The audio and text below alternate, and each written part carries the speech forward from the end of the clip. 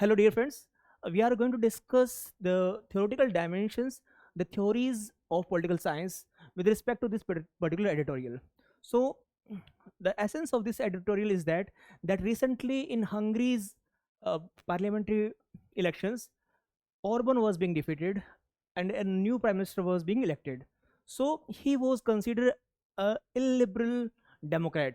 So there is particular tide of illiberal democracy is going on, and he was part of that particular illiberal democracy tide.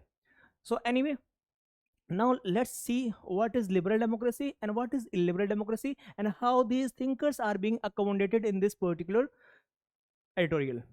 Now, first thing is this: there are, like, I'm just taking crucial characteristics of liberal democracy. First is limited government based on consent. So the government is only going to be limited. It is not going to be unlimited.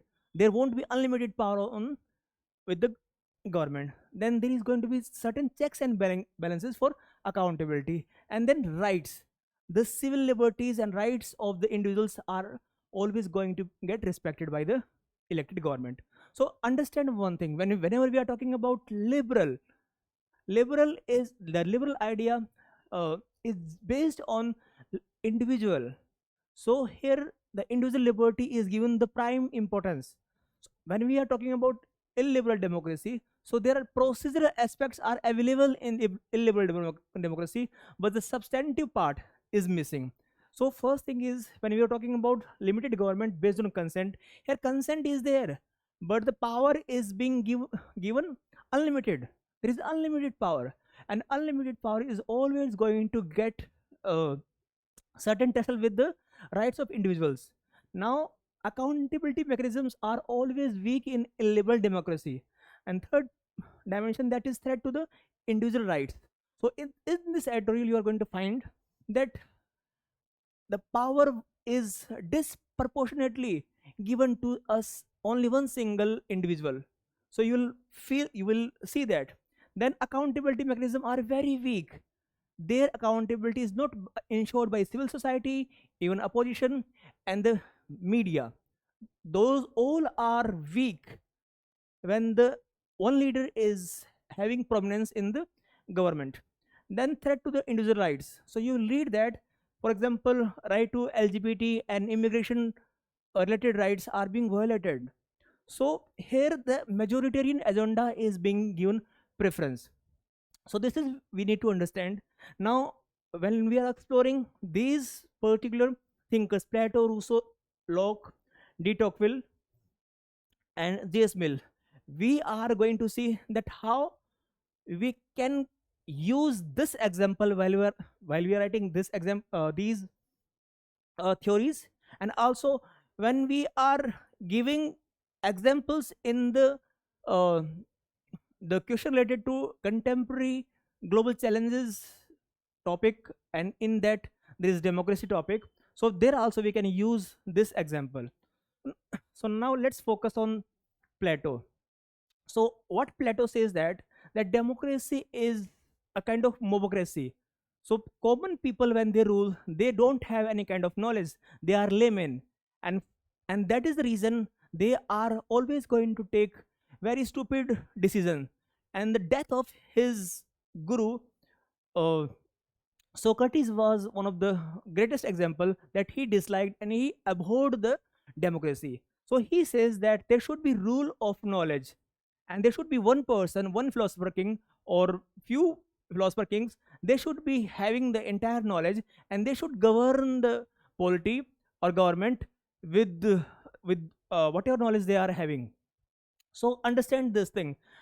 He is having abhorrence to the majoritarianism, that majority people, they must not have so much disproportionate say in the government, and only their will or their demands are being fulfilled by the government of the day. And he is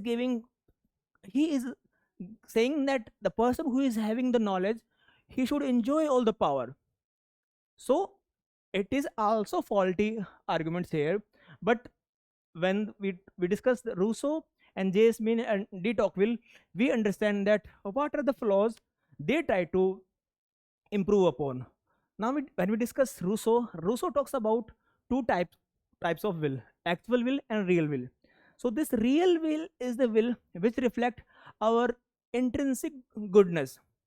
It is, you know, it is some kind of feeling we have for other human beings. It is that kind of goodwill we have. But this particular actual will that reflect the private interest, the sole and narrow interest an individual can have for themselves. So he is saying that it is the general will which is sum total of real will. Every single human being is having this intrinsic goodwill, in this intrinsic feeling towards others, or feeling of goodwill towards others. And if we are, we are combining it, it resulted into the general will. But when we are combining private interest, even if even if it is the most of the people who are focusing on private interest, that cannot become general will. Okay, so even if we are saying that most of the people, they are coming with one particular agenda, we cannot claim that it is general will. Maybe it is just their private interest. So we can align this with the majoritarianism, because their people, they are just concerned about their own self-interest.